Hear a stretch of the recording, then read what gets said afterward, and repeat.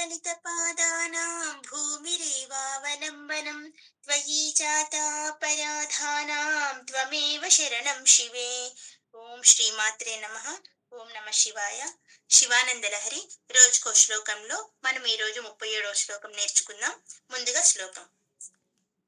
ఆమ్నాయాం బుద్ధిమాదరేణ సుమనః సంగాః సముద్యన్మనో మంథానం దృఢభక్తిరజ్జు సహితం కృత్వా మధిత్వా తతః సోమం కల్పతరుం సుపర్వసురభిం చింతామణిం ధీమతాం నిత్యానందసుధాం నిరంతర రమా సౌభాగ్యమాతన్వతే.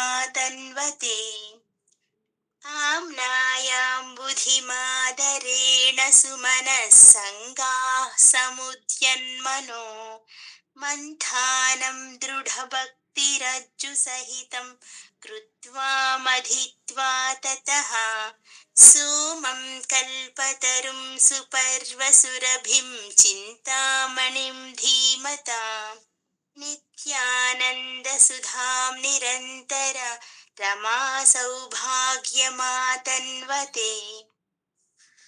ఆది శంకరాచార్యులు వారు చక్కగా ఈ రోజు ఈ శ్లోకంలో మనకి వేదాలని మదించటం అనే అంశం గురించి చెప్పారు. అది ఎలా చెప్పారు? సాగర మదనం నేటికి కూడా ఉంది. ఆనాడు సాగర మదనం జరిగింది కదా, అలాంటి సాగర మదనము నేటికి జరుగుతూ ఉంది అన్నారు. ఎలా చెప్పారు, ఏ విషయం గురించి చెప్పారు అనేది ఈ శ్లోకంలో మనం తెలుసుకుందాం. ముందుగా ప్రతిపదానికి అర్థం. సుమనస్సంఘాః అంటే ఏంటి అర్థము? దేవతల సమూహాలు, పండితుల సమూహాలు, దేవతల సమూహాలు. సముద్యత్ అంటే వాళ్ళ సముదాయంతో, వాళ్ళ సమూహాలతో ప్రకాశించుచున్న. మనః మనస్సుని.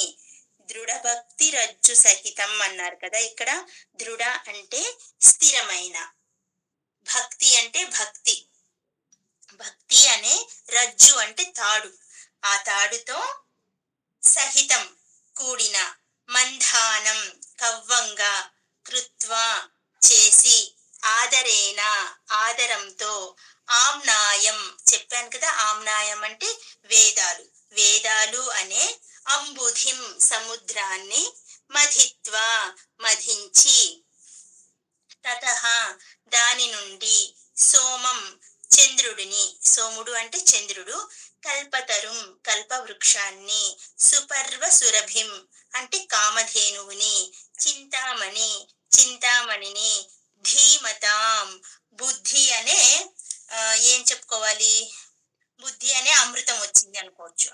బుద్ధి అనే అమృతాన్ని, నిత్యానంద సుధాం శాశ్వతంగా ఆనందాన్నిచ్చే అమృతాన్ని, నిరంతరం ఎల్లప్పుడూ, రమా సౌభాగ్యం మోక్షలక్ష్మి స్వరూపుడైన అంటే మోక్షలక్ష్మిని సమృద్ధిగా కలిగిన స్వరూపుడైన, సోమం సా ప్లస్ ఉమం అంటే ఇక్కడ ఉమా సమేతుడైన శివుడు, ఆతన్వతే పొందుతున్నాను.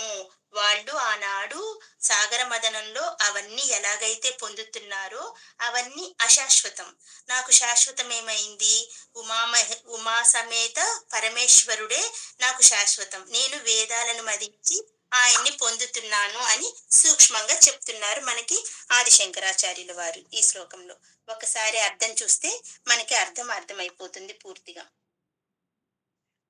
మంచి మనస్సు కలవారందరూ అంటే ఒక చోట చేరి దృఢ భక్తితో అంటే స్థిరమైన భక్తితో అనే తాడుతో, రజ్జుతో మొత్తం ఆ తాడుగా చేసుకొని, సముద్రాన్ని మనం చిలకాలంటే ఏం కావాలి? ముందు మనకి ఏం కావాలి? ఒక కవ్వం కావాలి, ఆ కవ్వానికి ఒక తాడు కావాలి, ఆ తాడు కట్టి చిలకాలి కదా. అలాగా దేవతలేమో మందర పర్వతాన్ని కవ్వంగా చేసుకున్నారు, సముద్రాన్ని మదించారు. మరి మనం ఇక్కడ వేదాలని చిలకాలంటే ఏం చేసుకోమంటున్నారు? ఆయన చక్కగా అప్పుడేమో కామధేనువు, చింతామణి, అమృతము, చంద్రుడు మొదలైనవి సంపాదించినట్లు ఇక్కడ మనం ఏం చేయాలి? విద్వాంసులంతా, పండితులంతా, దేవతలంతా కలిసి తమ మనస్సుని కవ్వంగా చేసుకోమంటున్నారు ఇక్కడ ఆదిశంకరాచార్యులు వారు. మన మనస్సుని కవ్వంగా చేసుకొని, ఆ కవ్వానికి భక్తి అనే త్రాడు కట్టి, వేదాలు అనే మహాసముద్రాన్ని మదించి, అందులో నుంచి భక్తులకి ఏమొస్తాయి? దీంట్లో నుంచి కూడా కల్పతరువు, కామధేనువు, చింతామణి ఇవన్నీ వీటిట్లో కూడా వస్తాయి. కానీ అవి అశాశ్వతాలు. నిత్యానంద స్వరూపుడైన, మోక్షలక్ష్మి స్వరూపుడైన ఆ సోమేశ్వరుణ్ణి సాధిస్తామంట ఈ వేదమదనం ద్వారా. ఒకసారి వివరంగా మనకు అర్థం చూద్దాం. అమృతం కోసం సాగర మథనం చేయటం నేటికి ఉంది అంటున్నారు ఆదిశంకరాచార్యుల వారు. కృతయుగాల నాడు క్షీరసాగరాన్ని దేవతలు, దానవులు అందరూ కలిసి మందరగిరిని కవ్వంగా చేసుకొని, వాసుకుని తాడుగా చేసుకొని, అది క్షీరసాగరమైంది, మదించారు. అది క్షీరసాగరమైంది. కనుక ఆనాడు ఏమొచ్చింది? ముందుగా ఆ హాలాహలం పుట్టింది. కానీ ఈనాడు మనం వేదసాగరం మదిస్తుంటే హాలాహలానికి అవకాశం లేదు అని చెప్తున్నారు. రాక్షసుల సహకారం అసలే అవసరం లేదంట మనకు. ఈ వేదాలను మదించడానికి రాక్షసుల సహకారం అవసరం లేదు. మరి ఎవరు కావాలి? మంచి మనసున్న, ప్రకాశవంతమైన మనస్సున్న మనుషులు కావాలంట, పండితులు కావాలంట. అలా చెప్తున్నారు స్వామివారు. రాక్షసుల సహకారం అసలు అవసరం లేదు. మంచి మనసు కల పండితుల మండలి తమ మనస్సులనే కవ్వంగా చేసుకొని, స్థిరమైన భక్తిని తాడుగా చేసుకొని వేదసాగరాన్ని ఆదరంతో మదిస్తున్నారు. వారి మథనం నుంచి ఏమొచ్చిందంట? శివజ్ఞాన రూపమైన ఋతాన్ని కురిపించి చంద్రుడు వచ్చాడంట. ఋతం అంటే అమృతం. శివజ్ఞాన రూపమైన అమృతాన్ని ఇచ్చే చంద్రుడు వచ్చాడంట. శాఖోపశాఖలుగా విస్తరించిన కల్పవృక్షం వచ్చిందంట. కోరిన కోరికలు నెరవేర్చే సురభి అంటే కామధేనువు, చింతామణి వంటి దివ్య వస్తువులు పుట్టినాయంట. చెడు అనే పదానికి చోటు లేని ఈ జ్ఞానసాగర మథనం చేస్తున్న ఆ పండితులను అనుసరించిన బుద్ధిమంతులకు, ఆ పండితుల్ని ఎవరు ఆశ్రయించున్నారు? ఇప్పుడు బుద్ధిమంతులమైన మనం అందరం ఆశ్రయించుండాలన్నమాట. అనుసరించి ఉన్న బుద్ధిమంతులకు నిత్యమై ఉండే ఆనందాన్ని, నిత్యంగా ఉండే ఆనందం అనే అమృతం లభిస్తుందంట.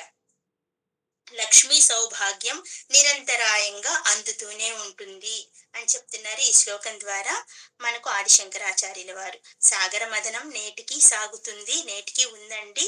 అది తప్పనిసరిగా ప్రతి ఒక్కరూ చేయాలి అని మనకి ఆదిశంకరాచార్యుల వారు ఈ శ్లోకం ద్వారా తెలిపారు. ఓం నమ శివాయ.